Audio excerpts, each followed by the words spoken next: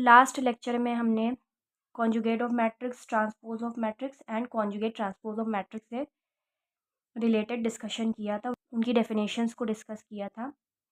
आज हम ट्रांसपोज की कुछ प्रॉपर्टीज़ को डिस्कस करेंगे and conjugate transpose of matrix की प्रॉपर्टीज़ को डिस्कस करेंगे। सो सबसे पहले हम ट्रांसपोज से रिलेटेड प्रॉपर्टीज़ को डिस्कस कर लेते हैं। वो प्रॉपर्टीज़ क्या है? अगर हमारे पास दो मैट्रिक्स है, उनका सम कर दें और फिर उनका ट्रांसपोज निकालें तो वो किसके इक्वल होगा? A transpose plus B transpose. इसका मीनिंग यह है कि हमारे पास अगर दो मैट्रिक्स हैं ए और बी, हम इनका सम करके ट्रांसपोज निकालें या ट्रांसपोज दोनों का अलग अलग करें फिर सम करें तो दोनों का रिजल्ट जो आएगा वो इक्वल ही आएगा। सेकेंड प्रॉपर्टी ये होती है कि अगर हमने किसी मैट्रिक्स में किसी स्केलर का मल्टीपल करा दिया और फिर ट्रांसपोज कराया तो ये स्केलर जो होता है वो ट्रांसपोज से बाहर आ जाता है। या आप ऐसे कह सकते हैं कि अगर हमारे पास कोई मैट्रिक्स ए है, उसमें हमने के का मल्टीप्लाई करा दिया, कोई मैट्रिक्स ए है उसमें के का मल्टीप्लाई करा दिया और उसका ट्रांसपोज निकाला, या फिर हमने ट्रांसपोज निकाल लिया और फिर उसके बाद के का मल्टीपल कराया, तो इससे जो आंसर आएगा और जो इससे आंसर आएगा वो दोनों सेम ही आएंगे। इसीलिए तो ये प्रॉपर्टी लिखी गई है कि K A transpose is equal to K into A transpose. Third property आ जाती है कि अगर हम लोग को ए और बी का मल्टीप्लाई करें और उनका ट्रांसपोज करें तो ये रिवर्स वे में खुलता है, मतलब ये ऐसे ओपन होगा, बी ट्रांसपोज, पहले बी ट्रांसपोज आएगा बाहर फिर उसके बाद ए ट्रांसपोज आएगा। या इसको इस तरह से भी समझ सकते हैं कि अगर हमने ए और बी का मल्टीप्लाई कराया और इनका ट्रांसपोज कराया,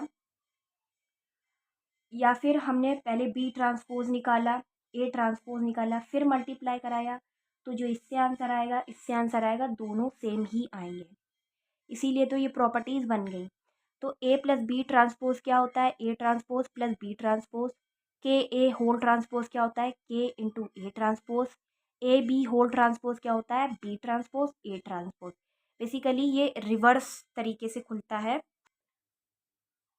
अब हम लोग बात करेंगे कॉन्जुगेट ट्रांसपोज ऑफ मैट्रिक्स से रिलेटेड जितनी प्रॉपर्टीज़ है उनका डिस्कशन करेंगे। तो उसकी भी अप्रॉक्सीमेटली ट्रांसपोज की ही तरह है, बस थोड़ी सी एक दो डिफरेंट हो जाएंगी।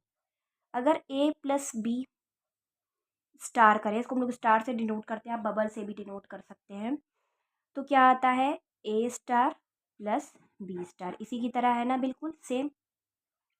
इसके बाद अगर हम लोग इसमें मल्टीपल करा दें, क्योंकि हम लोग को पता है कि क्योंकि हम लोग कॉन्जुगेट भी निकालने हैं तो स्केलर ज़रूरी थोड़ी ना हो कि रियल हो सकता है कि स्केलर जो है वो मेरा कॉम्प्लेक्स भी तो हो सकता है, तो इसलिए वो बार के साथ बाहर आएगा। क्या आएगा? बार। हम सिर्फ के नहीं लिख सकते, हम क्या लिखेंगे? के बार लिखेंगे। मान लीजिए अगर यहाँ पर आई आ गया तो आई का जब हम लोग कॉन्जुगेट करेंगे तो वो क्या बन जाएगा? माइनस आई बन जाएगा। इस वजह से हम बार साइन का यूज़ करते हैं। अब थर्ड प्रॉपर्टी इसी की तरह है, ये भी रिवर्स लॉ की तरह रिवर्स खुलेगी।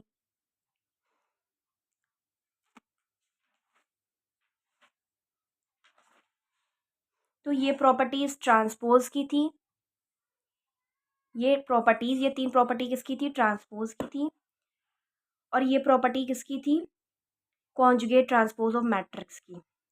तो प्रॉपर्टीज़ सेम ही है, बस सेकंड प्रॉपर्टी थोड़ी सी डिफरेंट है। वो भी इस वजह से क्योंकि यहाँ पर कॉन्जुगेट हम लोग निकाल रहे होते हैं तो हमारा जो स्केलर है वो कॉम्प्लेक्स भी हो सकता है, तो वो के बार के साथ ओपन होगा। अगर रियल होगा तो हम लोग को पता है रियल नंबर का बार वही नंबर हो जाता है, लेकिन अगर वो कॉम्प्लेक्स है तो वो अपना साइन चेंज करेगा, डेफिनेटली चेंज करेगा। अगर आई है तो वो माइनस आई आ जाएगा। तो स्केलर यहाँ पर क्योंकि कॉम्प्लेक्स भी हो सकता है और क्योंकि हम कॉन्जुगेट कर रहे हैं इस वजह से ये के बार के साथ ओपन होगा। Thanks for watching.